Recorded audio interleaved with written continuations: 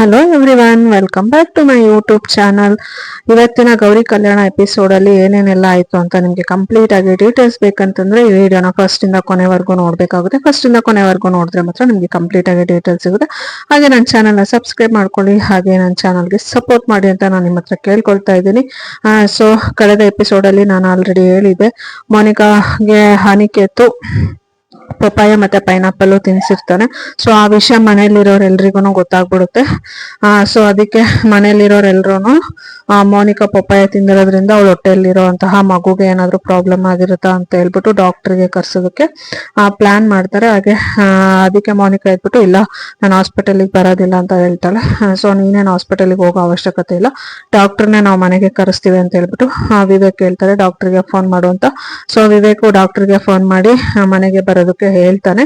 So ಅದಾದ್ಮೇಲೆ ಗೌರಿಗೆ ತುಂಬಾನೇ ಭಯ ಆಗೋಗ್ಬಿಡುತ್ತೆ.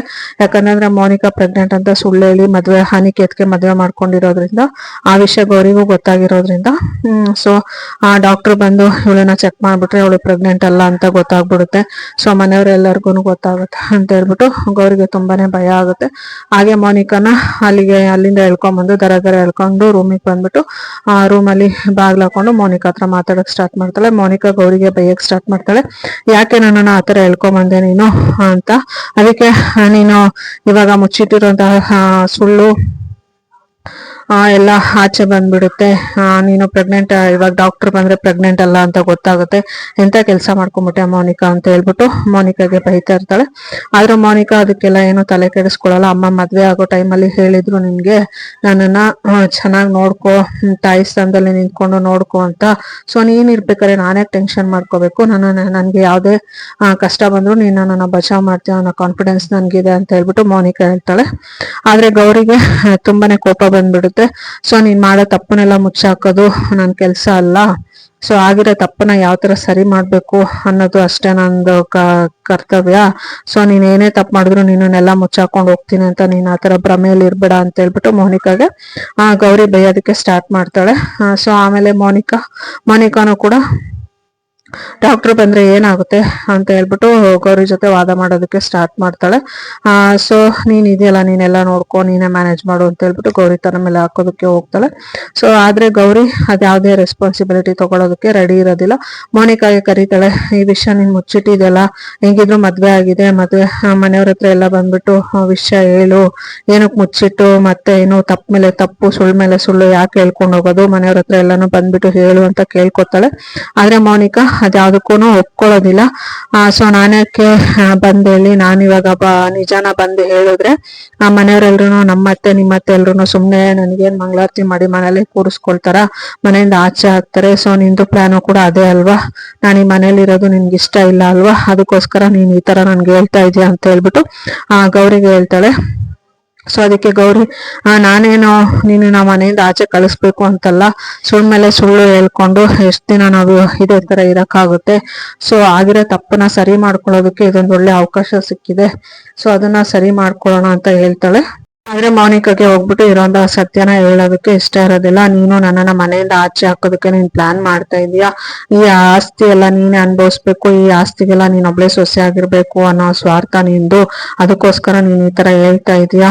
ಒಬ್ಬ ಸತ್ಯ ಹೇಳು ಅಂತ ಹೇಳ್ಬಿಟ್ಟು ನಾನ್ ನಿಜ ಹೇಳಿದ್ರೆ ನನ್ನನ್ನ ಮನೆಯಿಂದ ಆಚೆ ಹಾಕ್ತಾರೆ, ಅವಾಗ ನೀನ್ ಒಬ್ಳೆ ಮನೇಲಿ ಇರ್ಬೋದು, ನೀನ್ ಒಬ್ಳೆ ಶ್ರೀಮಂತಿಕೆ ಎಲ್ಲ ಅನ್ಭವಿಸ್ಬೋದು ಅಂತ ನೀನು ಕನ್ಸ್ ಕಾಣ್ತಾ ಇದೀಯಾ ಅಂತ ಹೇಳ್ಬಿಟ್ಟು ಮೋನಿಕಾ ಗೌರಿಗೆ ಹೇಳ್ತಾಳೆ.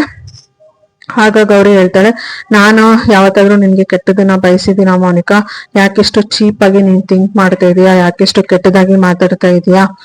ಸೊ ಆಗಿರೋ ತಪ್ಪನ್ನ ಸರಿ ಮಾಡ್ಕೊಳ್ಳೋದಕ್ಕೆ ಒಂದು ಅವಕಾಶ ಸಿಕ್ಕಿದೆ, ಅದನ್ನ ಮಾಡ್ಕೊ ಅಂತ ಹೇಳಿದ್ರೆ ನೀನು ಈ ತರ ಥಿಂಕ್ ಮಾಡ್ತಾ ಇದೀಯಾ, ನೀನ್ ಈ ತರ ಮಾತಾಡ್ತಾ ಇದೀಯಾ ಅಂದ್ರೆ ನೀನು ನಮ್ಮ ಅಕ್ಕ ಅಂತ ಹೇಳ್ಕೊಳ್ಳೋದಕ್ಕೆ ನನ್ಗೆ ನಾಚಿಕೆ ಆಗುತ್ತೆ ಅಂತ ಹೇಳ್ಬಿಟ್ಟು ಗೌರಿ ಹೇಳ್ತಾ ಇರ್ತಾಳೆ. ಹಾಗೆ ಅವರಿಬ್ರು ಅದೇ ತರ ವಾದ ಮಾಡ್ಕೊಂಡು ನಿಂತಿರ್ತಾರೆ, ಒಬ್ರಿಗೊಬ್ರು ಜಗಳ ಮಾಡ್ಕೊಂಡು. ಈ ಕಡೆ ಚಿನ್ನು ಇದ್ಬಿಟ್ಟು ಶ್ಯಾಮ್ಗೆ ವಾಕಿಂಗ್ ಕರ್ಕೊಂಡು ಹೋಗಿರ್ತಾಳೆ, ಪಾರ್ಕಿಗೆ ಕರ್ಕೊಂಡು ಹೋಗಿರ್ತಾಳೆ.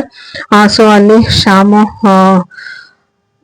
ಪುಷಪ್ ಎಲ್ಲ ಮಾಡ್ಬಿಟ್ಟು ಮತ್ತೆ ಗ್ರೌಂಡ್ ಅಲ್ಲಿ ರನ್ನಿಂಗ್ ರೇಸ್ ಎಲ್ಲ ಮಾಡ್ಬಿಟ್ಟು ಅವ್ನಿಗೆ ತುಂಬಾನೇ ಟಯರ್ಡ್ ಆಗಿರುತ್ತೆ. ಅವನಿಗೆ ನಡಿಯಕ್ ಕೂಡ ಆಗ್ತಿರಲ್ಲ, ಕೈ ಕಾಲು ಕೂಡ ತುಂಬಾನೇ ನೋವಾಗ್ಬಿಟ್ಟಿರುತ್ತೆ. ಸೊ ಅವನಿಗೆ ಚಿನ್ನು ಹೆಲ್ಪ್ ಮಾಡಿ ಗಾಡಿ ಹತ್ರ ಕರ್ಕೊಂಡ್ ಬರ್ತಾಳೆ. ಸೊ ಅವಾಗ ಶ್ಯಾಮ್ ಹೇಳ್ತಾನೆ, ಸೊ ವರ್ಕೌಟ್ ಮಾಡೋದು ಇಷ್ಟೊಂದು ಕಷ್ಟ ಅಂತ ನನಗೆ ಗೊತ್ತಿರ್ಲಿಲ್ಲ, ಈ ತರ ಎಲ್ಲ ಬಾಡಿ ಎಲ್ಲ ಪೇನ್ ಆಗುತ್ತೆ ಅಂತ ಗೊತ್ತಿದ್ರೆ ನಾನು ಮಾಡಕ್ಕೆ ಹೋಗ್ತಾ ಇರ್ಲಿಲ್ಲ ಅಂತ ಹೇಳ್ಬಿಟ್ಟು ಚಿನ್ನು ಹತ್ರ ಹೇಳ್ತಾ ಇರ್ತಾನೆ. ಅದಕ್ಕೆ ಚಿನ್ನು ಇದ್ಬಿಟ್ಟು ಇವತ್ತಷ್ಟೇ ಪೇನ್ ಇರುತ್ತೆ, ನೀನು ಇದೇ ತರ ರೆಗ್ಯುಲರ್ ಆಗಿ ಡೈಲಿ ಮಾಡ್ತಾ ಇದ್ರೆ ಆ ಪೇನು ಕೂಡ ಕಮ್ಮಿ ಆಗತ್ತೆ, ನೆಕ್ಸ್ಟ್ ಆ ತರ ನಿನಗೆ ಆಗೋದಿಲ್ಲ ಅಂತ ಹೇಳ್ತಾರೆ. ಅದಕ್ಕೆ ಶ್ಯಾಮ್ ಇದ್ಬಿಟ್ಟು ಇವತ್ತೇ ಲಾಸ್ಟ್, ಹಂಗಾರೆ ಇವತ್ತಿಗೆ ಬಿಟ್ಬಿಡ, ಇವತ್ತಿಗೆ ನಾಳೆಯಿಂದ ಗ್ರೌಂಡಿಗೆಲ್ಲ ಬರೋದ್ ಬೇಡವಾ ಅಂತ ಕೇಳ್ತಾನೆ. ಅದಕ್ಕೆ ಚಿನ್ನು ಇದ್ಬಿಟ್ಟು ಆತರ ಏನಿಲ್ಲ, ಡೈಲಿ ಪ್ರಾಕ್ಟೀಸ್ ಆದ್ರೆ ಎಲ್ಲ ಪೇನು ಹೋಗ್ಬಿಡುತ್ತೆ, ಫಸ್ಟ್ ಡೇ ಎಲ್ಲರಿಗೂ ಅದೇ ತರ ಇರುತ್ತೆ, ಪೇನು ಕೈ ಕಾಲು ನೋವು ಎಲ್ಲಾನು ಇರುತ್ತೆ. ಸೊ ನಿನ್ ಬಾಡಿ ಫಿಟ್ ಆಗ್ಬೇಕು ಅಂತಂದ್ರೆ ನೀನ್ ಇದೆಲ್ಲ ಸಹಿಸ್ಕೊಳ್ಳೇಬೇಕು, ಇದೆಲ್ಲ ಮಾಡ್ಲೇಬೇಕು ಅಂತ ಹೇಳ್ಬಿಟ್ಟು ಚಿನ್ನು ಶ್ಯಾಮ್ಗೆ ಹೇಳ್ತಾ ಇರ್ತಾಳೆ. ಆಗ ಶ್ಯಾಮ್ ಇದ್ಬಿಟ್ಟು ಇದು ಕವಿತೆ ಬರೆಯುವಷ್ಟು ಈಸಿ ಅಂತ ಅನ್ಕೊಂಡಿದ್ದೆ, ಅಷ್ಟು ಈಸಿ ಇಲ್ಲ, ನನಗೆ ನಡೆಯೋಕ್ಕೂ ಕೂಡ ಆಗ್ತಾ ಇಲ್ಲ, ಅಷ್ಟು ಬಾಡಿ ಎಲ್ಲ ಪೇನ್ ಆಗೋಗ್ಬಿಟ್ಟಿದೆ. ಸೊ ನಾನು ಇವಾಗ ಮನೆಗೆ ಹೋಗ್ತೀನೋ ಇಲ್ಲೋ ಅನ್ನೋ ಅಷ್ಟು ನನ್ಗೆ ಟೈರ್ನೆಸ್ ಆಗೋಗ್ಬಿಟ್ಟಿದೆ ಅಂತ ಹೇಳ್ಬಿಟ್ಟು ಚಿನ್ನುಗೆ ಹೇಳ್ತಾ ಇರ್ತಾರೆ. ಆಗ ಚಿನ್ನು ಇದ್ಬಿಟ್ಟು ನೀನ್ ಆತರ ಎಲ್ಲ ಕನ್ಸೆಲ್ಲ ಕಾಣಕ್ ಹೋಗ್ಬೇಡ, ನಾಳೆನೂ ಬೆಳಿಗ್ಗೆ ಗ್ರೌಂಡಿಗೆ ಬರ್ಬೇಕು, ಇವತ್ತು ಫಸ್ಟ್ ಡೇ ಅಂತ ಹೇಳ್ಬಿಟ್ಟು ನಿನ್ಗೆ ಇಷ್ಟು ವರ್ಕೌಟ್ ಮಾಡಿಸಿ ಬಿಟ್ಟಿದೀನಿ. ಸೊ ನೀನು ನಾಳೆ ಬೆಳಿಗ್ಗೆನೂ ಬಂದು ಇದೇ ತರ ಮಾಡಿದ್ರೆ 2-3 ದಿನದಲ್ಲಿ ನಿನ್ಗೆ ಪೈನ್ ಎಲ್ಲ ಕಮ್ಮಿ ಆಗೋಗ್ಬಿಡುತ್ತೆ. ಈ ತರ ಪೈನ್ ಇರೋದಿಲ್ಲ, ಬಾಡಿ ಫಿಟ್ ಆಗಿರ್ಬೇಕಂತಂದ್ರೆ ಈ ತರ ಎಲ್ಲ ಸರ್ಕಸ್ ಎಲ್ಲ ನೀವು ಮಾಡ್ಲೇಬೇಕಾಗುತ್ತೆ ಅಂತ ಹೇಳ್ಬಿಟ್ಟು ಚಿನ್ನು ಹೇಳ್ತಾಳೆ. ಆಗ ಶ್ಯಾಮ್ಗೆ ತುಂಬಾನೇ ಪೇನ್ ಇರೋದ್ರಿಂದ ಅವನೇನು ಜಾಸ್ತಿ ಮಾತಾಡೋದಿಲ್ಲ. ಸೊ ಅದಾದ್ಮೇಲೆ ಅವನಿಗೆ ಗಾಡಿ ಕೂಡ ಹತ್ತಕ್ ಆಗೋದಿಲ್ಲ, ಅವನಿಗೆ ಗಾಡಿ ಹತ್ತೋದಕ್ಕೂ ಕೂಡ ಚಿನ್ನುನೇ ಹೆಲ್ಪ್ ಮಾಡ್ತಾಳೆ.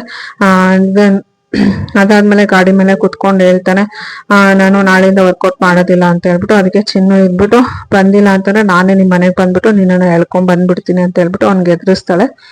ಸೊ ಅದಾದ್ಮೇಲೆ ಆ ತರ ಎಲ್ಲ ರಿಸ್ಕ್ ಎಲ್ಲ ನೀನ್ ತಗೊಳಕ್ ಹೋಗ್ಬೇಡ, ನಾಳೆ ಎನಿ ಕಂಡೀಷನ್ ನಾನು ಬರ್ತೀನಿ ಅಂತ ಹೇಳ್ಬಿಟ್ಟು ಶ್ಯಾಮ್ ಹೇಳ್ತಾನೆ. ಸೊ ಅದಾದ್ಮೇಲೆ ಶ್ಯಾಮ್ಗೆ ಗಾಡಿನೂ ಕೂಡ ತೆಗಿಯಕ್ಕೆ ಎನರ್ಜಿ ಇರೋದಿಲ್ಲ, ಅಷ್ಟು ಬಾಡಿ ಪೇನ್ ಇರುತ್ತೆ. ಚಿನ್ನುನೇ ಹೆಲ್ಪ್ ಮಾಡ್ಬಿಟ್ಟು ಗಾಡಿನ ಹಿಂದಕ್ಕೆ ಬ್ಯಾಕ್ ತೆಗೆದು ಹೇಳ್ತಾಳೆ, ಮನೆಗೆ ಹೋಗಿ ಬೇಗ ಬಿಸಿನೀರ್ ಸ್ನಾನ ಮಾಡ್ಬಿಟ್ಟು ಇವತ್ತು ರೆಸ್ಟ್ ಮಾಡಿ ನಾಳೆ ಬಾ ಅಂತ ಹೇಳಿ ಕಳಿಸ್ತಾಳೆ.